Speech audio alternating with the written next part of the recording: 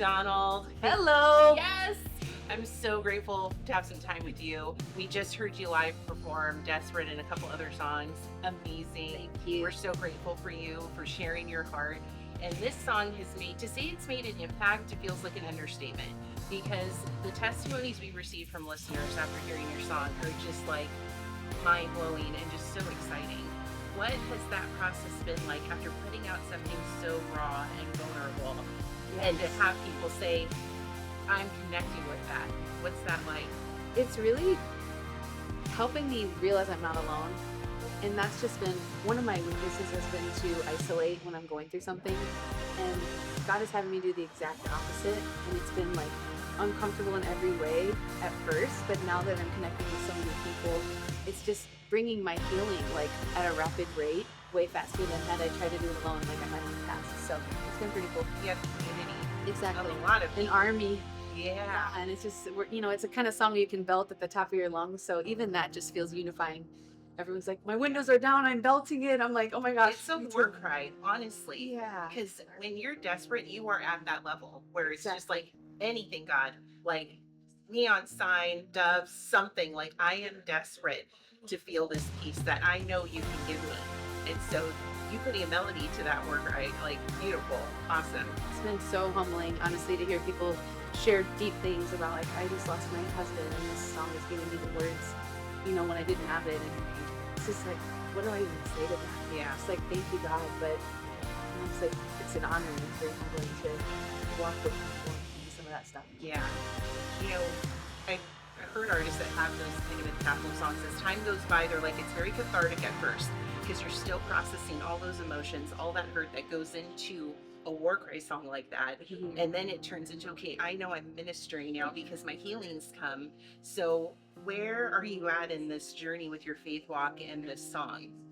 Well, I feel like each time I sing it, there's just like another layer of healing I get. And even, I know I'm like a slow processor. I did lose my dad about a year and a half ago. And so around the time that this song was written was just shortly after I lost my dad. And so learning how to even grieve, that kind of a loss, I had never walked through that before. So I didn't know how or what it was supposed to be like. But as God is like surrounding me with people, it's just been really beautiful. And each time I sing Desperate, it's like, oh, I needed these words 5 years ago as I was walking with my dad through his illness and everything. And so each time I sing, it's like another piece of my heart just gets healed. So I'm like, oh, I needed to say this and to sing this. And so I think that's why it's felt so much, because I'm healing as well. I'm fighting back tears right now because I lost my mom last year. Oh girl, I told you I was gonna cry. Let's cry. Okay. And when hearing your story, I heard you on Rita Springer's podcast, and so I recommend you listen to that podcast because you get the whole story, your backstory, and everything you've gone through. And caretaking for a parent, that is, man, it's something. Because my family, my dad, brother, and I walked through that, and you totally get it. And I was talking with somebody about grief, and they were like, we expect to bury our parents. Like, we know that's the order that it usually goes, but you don't really know until it happens. Like, whoa, it doesn't feel like it was time yet. And so you're processing all that. And I'm just curious, like, how you've been processing that. It's been a year and a half now. Mm-hmm. And so just kind of where you're at with, your grieving process, And yeah. I would just say that I feel like it would have taken a lot longer had I not opened up to share it with everybody. And even I'm getting more songs. I have more songs that aren't out yet that are from that season. Yeah.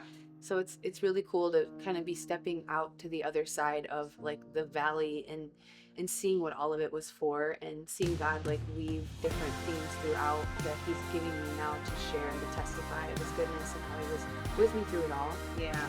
There's a lot of things maybe I look back and would have done differently as far as just like the isolation that I went through. Some of that, I know there was people I could have called that I didn't call, and now that I'm surrounded by so much love and support, and even people that are loving the song, it's just like, oh, why am I connect sooner with people? Yeah. Just because we're not meant to do it alone. Yeah. Because it's easy to get in the mindset of, oh, well, yeah, you should be a part of a church. Oh, you should be a part of a small group. Oh, you should have a close-knit people that you can trust. And it's like, no, it is vital. We were created for community. Mm-hmm. And so that is such a great example of that. I'm just curious, like, what would you say to someone who is freshly going through a season, like maybe you've experienced in your past, whether it's the dad, it's, the past where you shared about, the lifestyle you were in, how would you encourage someone if they were just like, I don't know what to do? I would just say get in God's presence, and I honestly, one of my biggest tools during some of my lowest points is just to worship, whether I felt like it or not. Just because He inhabits our praises, and it was when I was going through like the grief after losing my dad, I realized there's no quicker way to get into God's presence than worship. And if my dad is in God's presence now, Yeah. it's like I'm with my dad again. Yeah. When I go into a place of worship, and it just brought me this peace where it's like I wasn't so much grieving a loss as I was just experiencing like, okay, one day in heaven, like we're all going to be Yeah. rejoicing and worshiping together, and that's not that far away. And Yeah. when you lose someone, you realize life is frail, and we're not always promised tomorrow. So I was like, let me just do what I was created to do, which is worship and be in the best place. Yeah. And my dad happens to also do that. There you go. Yeah. I always say, I'm like, the next time I see her, it's going to be my last. I won't say goodbye again. Yeah. So that's pretty cool. Now, your musical journey, you went on tour. You got a little taste of the tour life. Yeah. You were with Seth. Yeah. So how was that? It was so fun. Yeah. But really, my favorite part of the tour was meeting people in person. Yeah.